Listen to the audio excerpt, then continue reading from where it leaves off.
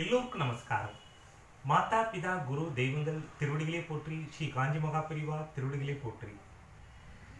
ஒன்றா உலகத்து உயர்ந்த புகழ் அல்லால் போன்றாது நிற்பது ஒன்றி. உயர்ந்த புகழ் அல்லாமல் உலகத்தில் ஒப்பற்ற பொருளாக நிலையாக இருப்பது வேறொன்றுமில்லை. வள்ளுவர் பெருமானின் அறநெறியை பின்பற்றி வாழ்க்கையில் நாம் முன்னேறுவோம். அன்பு பாரத தேச மக்களே, அன்பு தமிழ் நெஞ்சங்களே, இப்பொழுது பாராளுமன்ற தேர்தல் வரப்போகின்றது. பாரத தேசம் முழுவதும் பிரதமர் மோடிஜி அவர்கள் சுற்றுப்பயணம் செய்து அடுத்த முறை 3வது முறையாக தன் ஆட்சியை நிறுவ வேண்டும் என்றும் பாரத தேசத்தை உலக புகழும் அளவிற்கு எடுத்துச் செல்ல வேண்டும் என்று பாடுபட்டு வருகிறார். அன்பு நெஞ்சங்களே, இப்பொழுது நம்ம தமிழ் தேசத்தில் மது கலாச்சாரமும் போதை கலாச்சாரமும் எவ்வளவு ஒரு கீழ்மையான ஒரு துன்பம் மிகுந்த ஒரு சூழ்நிலையை நமது மாணவர்களுக்கும் குழந்தைகளுக்கும் நமது தமிழக மக்களுக்கும் ஏற்பட்டிருக்கிறது என்பது நாம் அனைவரும் தினமும் வரும் செய்தித்தாள்கள் மூலம் அறிந்து கொள்கிறோம். ஒரு சிறந்த ஆட்சி என்பது ஒரு நல்ல பண்புகளும் நல்ல குணங்களும் நல்ல சித்தாந்தமும் கொண்ட ஒரு அரசனால் தான் வழங்க முடியும் என்பது நம்முடைய நூல்கள், ஏராளமான நூல்கள் எடுத்துரைக்கின்றன.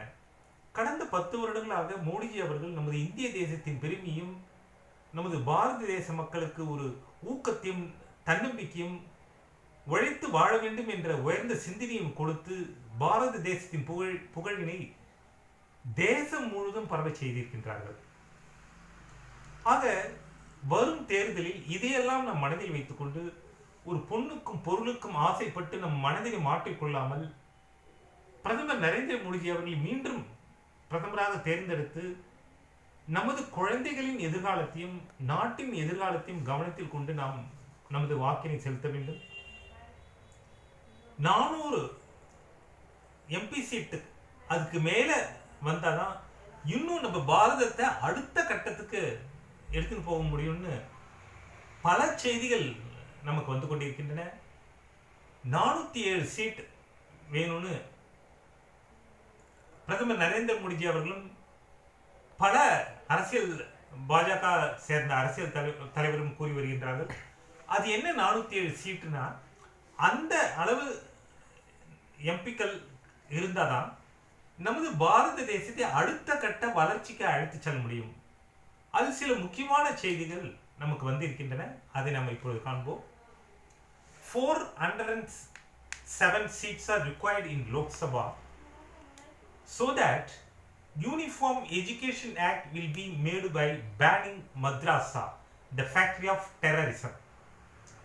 Uniform Civil Code will be implemented, which will ban 4 nikah and 3 talaq.